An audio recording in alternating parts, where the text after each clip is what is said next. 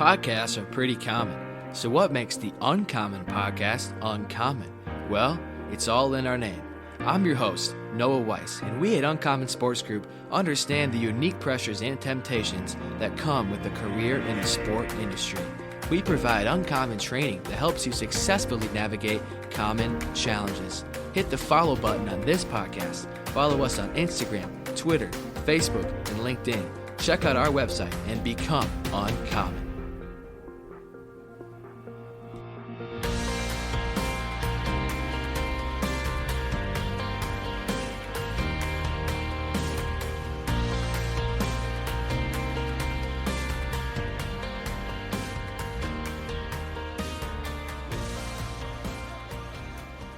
What's up, everybody? Welcome back to the Uncommon Podcast. I'm your host, Noah Weiss, and we are jumping back into our series, How Did You Get There? Where present leaders in the sport industry will be sharing with us how they have navigated a career in the sport industry. I'm super excited to virtually welcome Aaron Wasson on the show today. How are you, Aaron?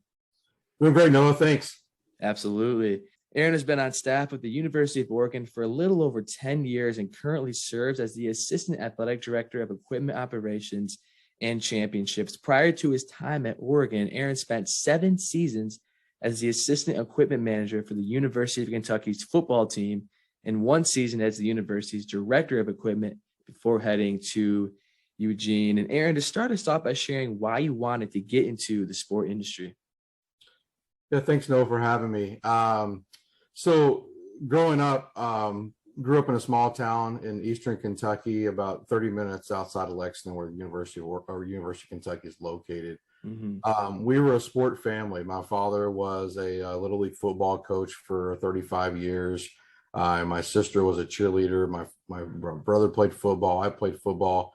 Whatever sport was in season, we were playing, whether it's soccer, football, baseball, basketball. Mm-hmm. Mom was a cheerleading coach. And so that's what we knew. We knew that we were either on the ball field every night or we were at church. And so there's 2 places we were going to be growing up. And so it was just a part of our life growing up. And I loved it from day one. And so it was definitely just a part of what we did every single day.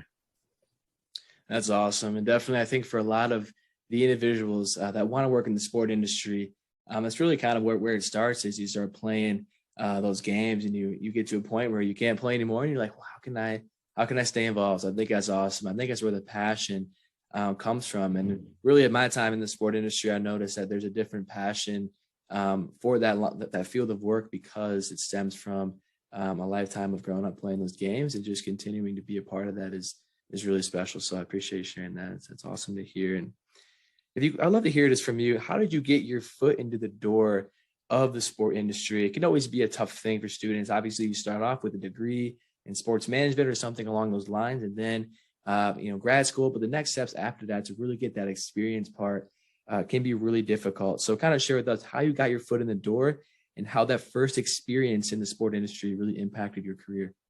Yeah, I'll go back actually all the way to high school. I didn't play football in high school. I was a student manager on our football team, and learned a lot about supporting the athletes that were out there playing. So student manager for the high school team, and as I graduated, looking at different schools, really wasn't sure what I wanted to do. I really knew I wanted to do something in athletics. I had an opportunity to be a student manager. I was starting off my freshman year at the University of Kentucky for the football team. The differences there's a lot of differences between high school and college when you're a student manager, right? Yeah. And so my freshman year, the fall of my freshman year, I worked at the University of Kentucky for Tom Kalinowski, and didn't really enjoy my time that year. And the reason why is because I didn't really realize the time commitment it was going to take. There was a lot of friends that I wasn't able to hang out with that fall. They were out doing their things, socializing, getting to know people at school. We weren't having a great football season. Our coach actually halfway through the year was let go. So there was that transition. Mm-hmm. Over the Christmas break, I had conversations with my parents. I was like, hey, I'm not sure I want to do this. All my friends are all, they're hanging out, they're going to parties, they're doing this, they're doing that. And I'm doing laundry every single day for a football team. Mm-hmm. My mom convinced me, hey, just stick it out through the spring. If you still feel the same way, maybe we can look at something else. Mm-hmm. Obviously, my parents are also looking at a way to help, pay tuition. And when I'm 18 years old, I'm not always thinking about that. Well, I committed to that for the year, and I was going to do it. And she reminded me of that. Well, I had a coaching change, and things changed for me as well. I really committed to being an equipment manager, being a student manager. Realized it was opening up some doors. We had a new football staff. I came back that spring, and things really changed for me, and I really started to enjoy it. I went through my time as an undergraduate. Tom was giving me more responsibilities. I really embraced that role. Obviously, I started getting a little bit of a scholarship. My parents were happy as well, right? So once I finished up my undergrad, I thought I wanted to be a high school coach and a teacher, right? And didn't really know for sure, but that's kind of the direction I was leaning. I'm really fortunate, at the right place at the right time. Tom K offered me an internship, one of his first internships he'd had. And so during that year, I was his assistant for football, and then I would help out the baseball program, softball, soccer, whatever it was. I would help him out in the spring when I didn't have football responsibilities. And so at that point in time under my internship, I really realized, you know what, I think I want to go in equipment management, and so I was really fortunate to learn from Tom K there at Kentucky, really the basics of what it meant to be an equipment manager. How you can add value, how it's really important, to think about the safety of the student athletes. Also know that you're going to be there a long period of time throughout the day. You're kind of the team behind the team, and you got to be okay with that. And so after that year of internship, they were looking to expand the equipment staff. There was one football equipment manager, Tom, and then there was a men's basketball equipment manager, Mr. Bill Kitely at the time. And they didn't have anyone else to do the other sports. And so I was lucky to get on board full time at that point in time, and really add some value, hopefully, to the baseball, the softball, women's basketball, some of those sports that assistant coaches, director of ops were kind of managing on a day-to-day basis. That in addition to helping Tom K with football, I was able to do those other sports. And so that's kind of how the path started. And then it kind of went from there, but it all started out just listening to my mom and there. And so really fortunate for that. Yeah, I love 2 points you made. The first being really the fact that you stuck with being in equipment, even though it was difficult. The sport industry is hard. I think that is something that a lot of students realize once they jump into it, especially in the early stages of volunteering and doing things that are difficult. And really, I think it's awesome that you stuck with it. And I think for our students listening, that's an encouragement for them to still see you this many years later, still working in the industry, and that didn't really tear you down, even though it discouraged you for that period of time that you stuck with it. So I love that point. And then secondly, learning from your superiors, that's huge. There's really no class that can ever teach you exactly what it means to be a great equipment manager, to be a great marketer, to be a great operations director. All those positions really stem from how can you learn from somebody that's already doing it, and how can you gain that direct experience. So love hearing those two things from you. And I think that directly correlates to just a young person's career as they start jumping into that and looking for different ways to get their foot in the door and start that. I think that's two great points that really resonate with me and hopefully resonate with our students as well. So I love that point.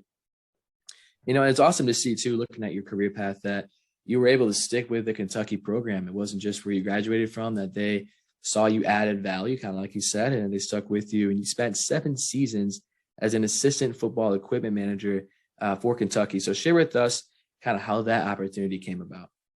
Yeah. So like I said, as my internship was winding down, really fortunate that, they were looking to expand the equipment staff Mm-hmm. and really support some of the other teams there. We had a new athletic director at a time, and Mitch Barnhart obviously still there. Mm-hmm. And he really made a point of emphasis that we wanted to have broad-based excellence. Yeah. We wanted all of our sports to compete for championships. Yeah. A part of that was making sure that each of those sports were supported appropriately, and that's also the equipment staff, right? Where Yeah. our, even to this day at Oregon, we want our coaches to recruit and to coach and not have to worry about equipment. And that's where we were at Kentucky at the time is, how can I help those sports take something off the plate of those coaches or director of ops, let them do what they need to do on a daily basis and not worry about the equipment piece of things. And so that's, fortunate enough to land that role there right after my internship. It was a seamless transition because I was doing a lot of the responsibility anyway as an intern. And so then through my 7 years there, the same thing, I was just looking for areas that, I could take something off someone's plate, whether it be an administrator or a director of ops or an assistant coach. And then slowly started kind of plugging into our Nike reps that covered our school there at Kentucky, and managing kind of the day-to-day relationship and the orders and the budgets that need to happen there on a daily basis. So the administrators, didn't have to worry about that, or coaches didn't have to worry about that. They knew that the work was going to get done. It was one less thing that was on their plate that they had to worry about. Yeah, no, that's amazing to hear, and it's love seeing that kind of that transition for you from that student manager role to working as an assistant. That's an awesome opportunity, and really, what I find even cooler, just kind of looking at your story, is that from that role you jumped to director of equipment operations at Kentucky. Again, staying with the same organization, I think that is huge, and that is something that really shows that you added a ton of value. So kind of share with us, how did that opportunity arise, and what steps did you take to earn that promotion? Yeah, so I think I've always been told, focus on what your responsibilities are, and if you want to grow in your profession, that those opportunities will come. Don't worry about the next day or the next week or the next year. That people will notice. As I said earlier, the value that you add to the organization. And I think that just kind of naturally happened there, where we wanted a point person for Nike, for the administration, to where someone that kind of manages the Nike partnership and the overall equipment department at the time. Because the structure there, where different equipment managers will report to different sports and different administrators, and that kind of brought everything under one umbrella. The last couple of years I was there, and I think what you've seen over the last 10 or 15 years is more and more departments have realized that is probably the best structure to go, where you have a point person managing kind of the administrative aspect of equipment. And then you have the equipment managers on a day-to-day basis, making sure the student athletes and coaches are taken care of. No, that's awesome. And I really love the point you made, that you can't be focused on getting that promotion. That can't be the main goal. Just doing what you got to do, understanding your current role and your current tasks that are at hand. I think that's huge. Really, I think what can be dangerous about the sport industry is that it is such a step ladder, climb the ladder type of industry, where that's your focus. I think really being present where you're planted and being present where the organization or university has you is so key. So I love hearing that. And I think for our students being so young, I think that can be a temptation that it's hard to overcome, with that reality that, hey, I want to get to where I want to go, which is a great goal, but you have to do it in the right way, in a way that is honorable. And then actually what I've found, and hearing from you and other people in the industry, is that if you do stay focused and you do and work in the present and work where you're planted, that it really does pay off to kind of, in your story, to be able to earn those director positions and work your way up the ladder. So love hearing that. And your current and final stop is at the heaven of all equipment operations at the University of Oregon. So kind of share with us what brought that opportunity about, and how have you handled the transition to the high level of equipment standards that Oregon has? Yeah. So during my time at Kentucky, I was really fortunate to work really hand in hand with Rob Mullins, was our deputy athletic director at Kentucky. Hmm. And he became the athletic director at Oregon Yeah. in 2010, and we stayed in touch. Oregon was going through a transition in equipment where there was a couple of individuals that were getting ready to retire. Yeah. Rob wanted to reorganize that structure to what a similar structure of Kentucky, where you had a director that would Mhm. manage the administrative aspects and the budgets, etc. And so, really fortunate to be able to connect with him again about a year after he became the athletic director at Oregon. Mhm. It came out. My first year, it was all about listening and learning. Yeah. What was the culture here, how things were going to get done, and really just stepping back and listening and learning. Mhm. Had a really good team of equipment managers at Oregon that took a lot of pride in what they did every single day, Yeah.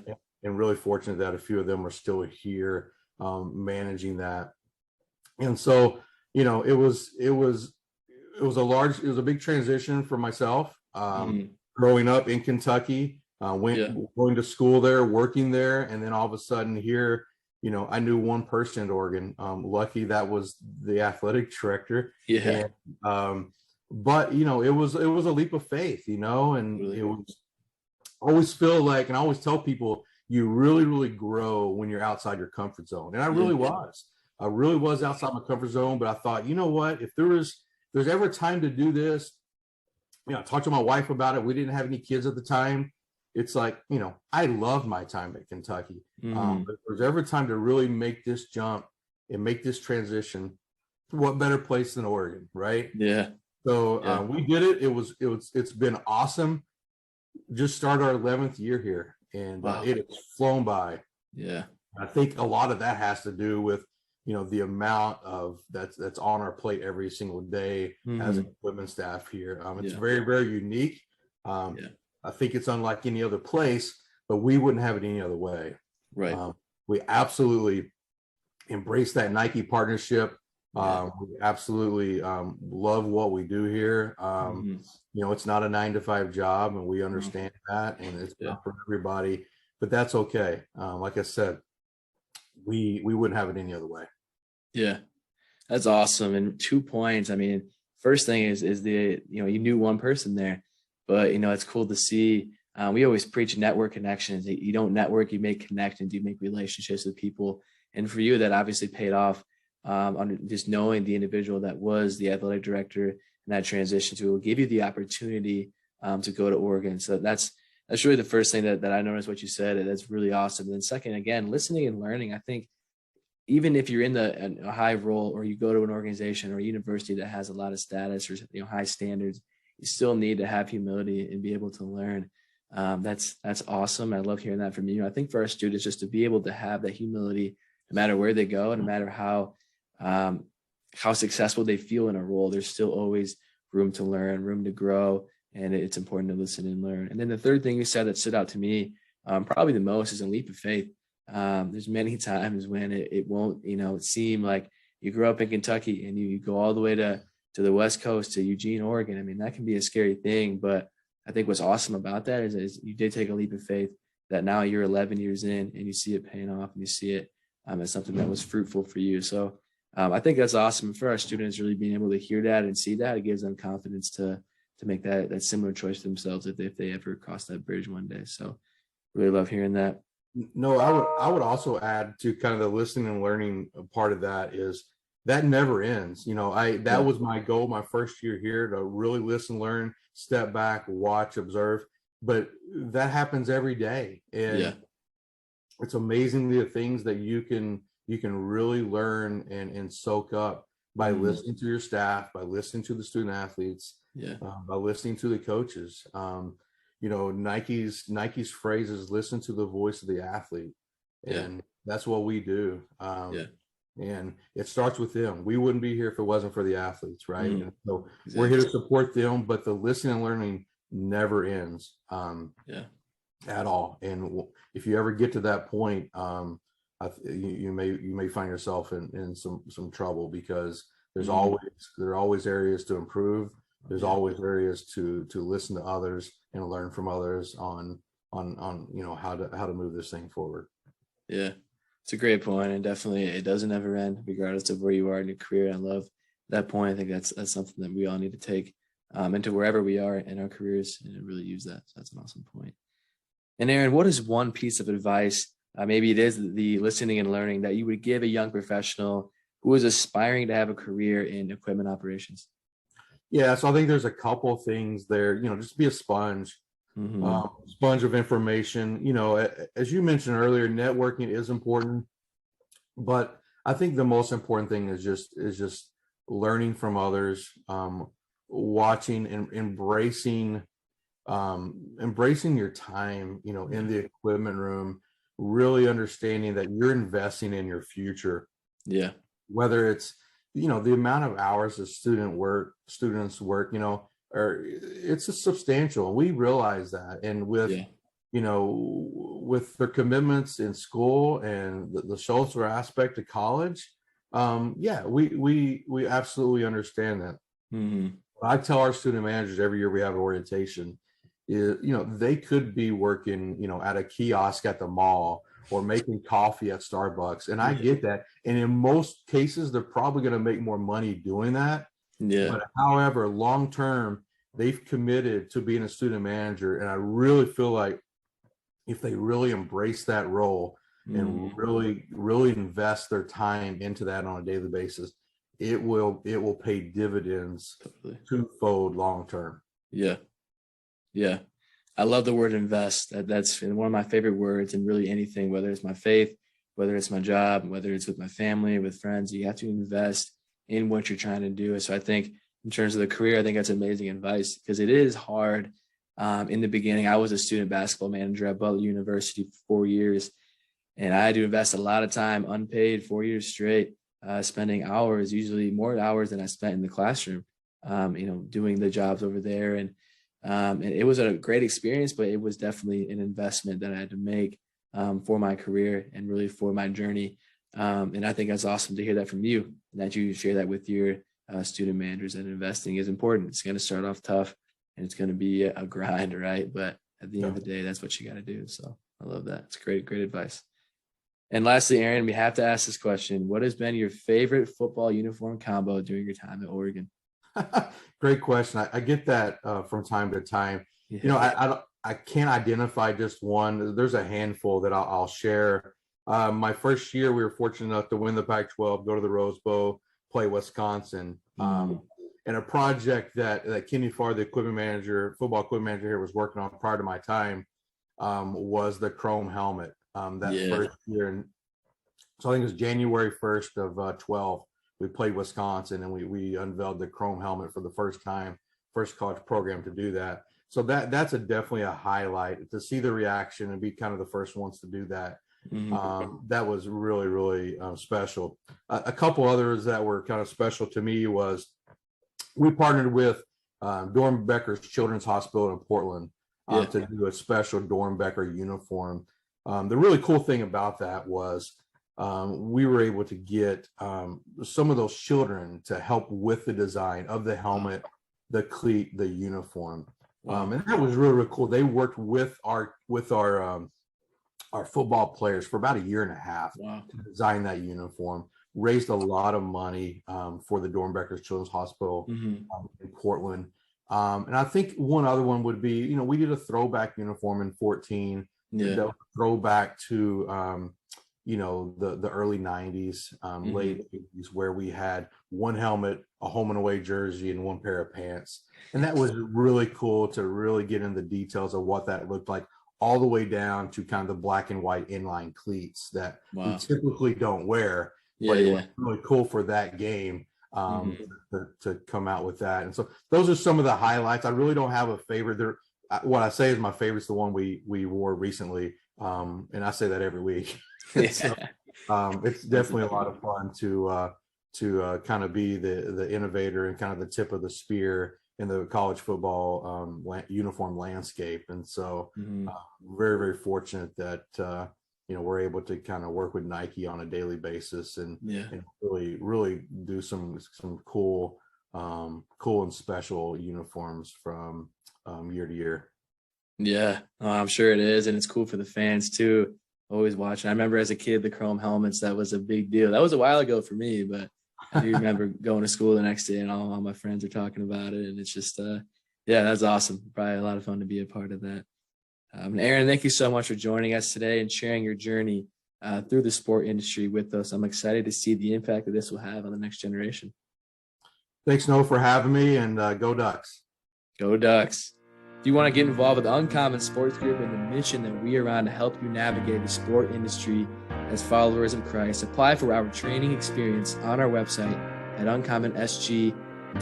That's uncommonsg.org. Be sure to catch this new series of the Uncommon podcast every Thursday at midnight Eastern Time, as well as the full video episodes on our YouTube channel. Until next time, we pray that you will strive to be uncommon by glorifying the name of God in whatever you do.